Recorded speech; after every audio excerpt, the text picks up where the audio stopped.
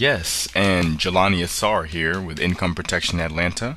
First things first, go to incomeprotectionatlanta.com. Right now, just open up a new tab or a new browser in Firefox or whatever your browser may be. Go to incomeprotectionatlanta.com and join our email list so you can receive your free report entitled Protect My Income in Atlanta, only for you if you desire more financial security in this volatile and chaotic economy. And now let's get to our interview with another mesmerizing Atlanta business owner. Now, I first heard about you when I was watching an episode of This Week in Startups with Jason Calacanis of Weblogs Inc. way back, and now Mahalo.com. Yep. And I was very intrigued by what he said. Now, John, could you describe for us exactly what Twitpay is? And again, you can go to twitpay.com to learn more. So what exactly is Twitpay? Absolutely. Twitpay is a system, it's a software as a service type system that allows people to, the shortest explanation is we allow people to monetize their investment in social media. The way we do that is we allow the merchant to create offers within our system, issue those offers out through social media. The consumers see those offers and interact with those offers. And by interact, we mean either retweet or repost those offers, thereby spreading that offer well beyond the direct followers for that merchant. I see. And in that process, we are able to effect a financial transaction as well to make a purchase for something like, and I'll use the term virtual good. Basically, it's something that can be fulfilled digitally with a digital code or a digital gift card or something like that. And one of the earliest ways that we're doing that with merchants right now is we're working with our partner, SDS, Stored Value Solutions. They're one of the largest gift card processors, and we're able to issue what they call virtual gift cards. They're closed-loop gift cards on behalf of that merchant. So the merchant can put that offer out, their followers can see that, retweet or repost that, and then complete a financial transaction, and then we electronically fulfill that with a gift card code that they can then either take into the store or go online and make purchases. Okay. Well, what's popping up right now is I'm thinking about in the community for internet marketers, especially those who are independent and aren't necessarily building a business, but rather just, say, for example, selling information, or maybe they've created a software and they're selling the software. A lot of times there's this issue where we say that, we're on social media, although many of us have not really been able to turn our social media contacts into revenues. And another issue is that, we're in social media, although one thing that you really have to be careful with is you cannot put forth a direct offer simply because it may damage your relationship with the people that you're connected with on social media. So what do you think about this regarding Twitpay? Well, those certainly may be issues. I think you have to look at the value that you provide. A lot of the surveys that we've been looking at recently show that people have a high probability that folks will follow a merchant out on Twitter, out on Facebook. They demand to interact with that merchant. Not only are they looking to receive information on products, services, those types of things, they're actually looking to receive information specific to deals. So that actually says people are out there for business reasons. Right. They also have a tendency to higher tendency to retweet or repost those deals or share them basically with their followers. again, based on the perceived value of that deal. Right. So we allow people to take really that next step where they can actually transact in their favorite social media environment. And it is direct, obviously, with that merchant. Now, it's incumbent upon the merchant to put out a good offer, fair offer, that people will look at and say, oh, I want to take advantage of this. Right. And then the social contract, the quote social contract between the merchant, the user, and the social network in the first place revolves around sharing that information. So we really focus on the financial transaction and sharing of that information because there's social value in saying, hey, I just got a really great deal from, merchant XYZ. Right.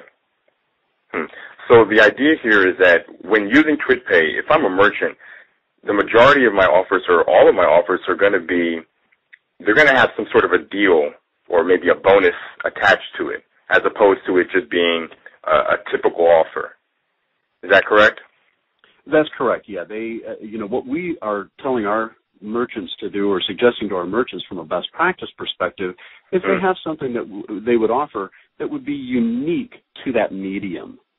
And by doing that, then, again, you give people a reason to continue to follow you. Right. To share that offer, and obviously to take advantage of it for themselves as well. Right, right.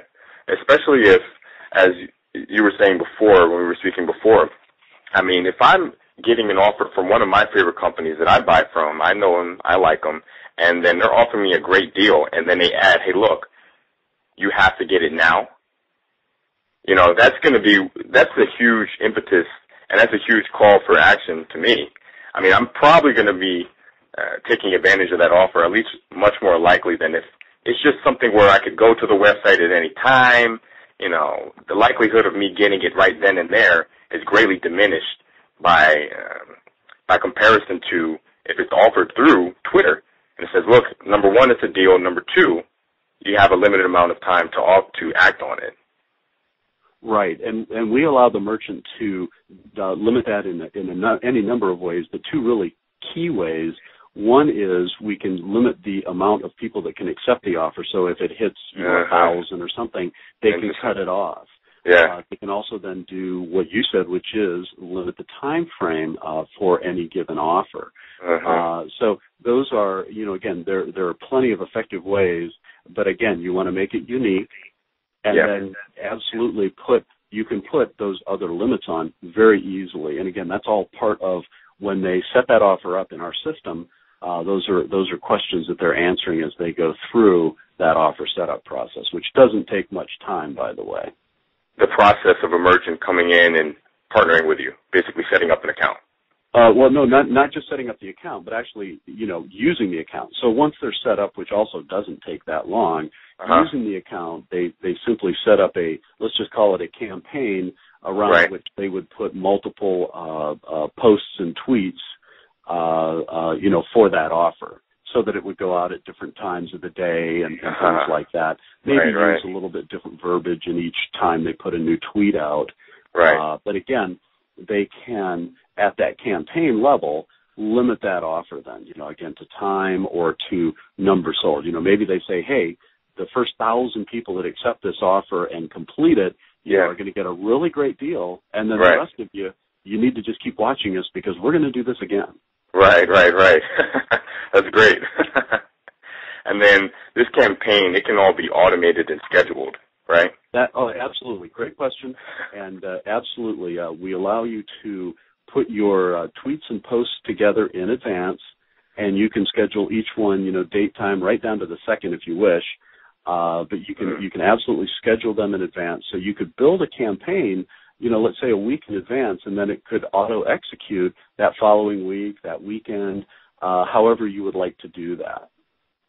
And then what are the requirements that need to be satisfied in order for a merchant to get their account with Twitpay? The requirements are this. We do have, since we are dealing with payment information, obviously that's very important how the money gets divided out and all those things. So we do have a service agreement that the client needs to review and sign off on. That's number one. We set them up. They do not need to use a credit card processor because we already have one, and that's built into our service. They very simply then have to either have digital goods that they're fulfilling, and we can set up our API to access theirs, or they can give us an inventory of those digital goods. And what I mean by that usually are codes and things like that we would then distribute out to the folks that accept the offer and complete their payment.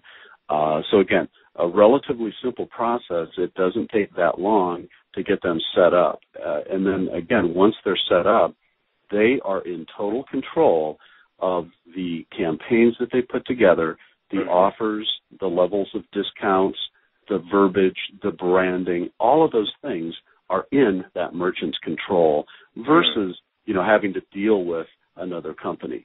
The application is in their hands via, again, software as a service. They just log into it, and they can use it as they wish, when they wish. Interesting. So that provides immense control to how you market.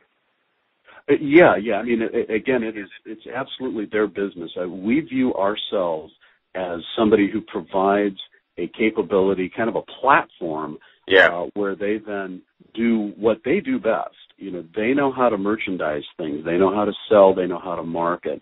And so we let them open it up and do those things. Again, we do have a collection of best practices. We do have active account management if they wish for that. It's very straightforward, though. Right. Okay. Yeah. So I know you're the president. And wonderful. And join us for our next part of another fantastic interview with our great guest, with another amazing Atlanta business owner. In the next video.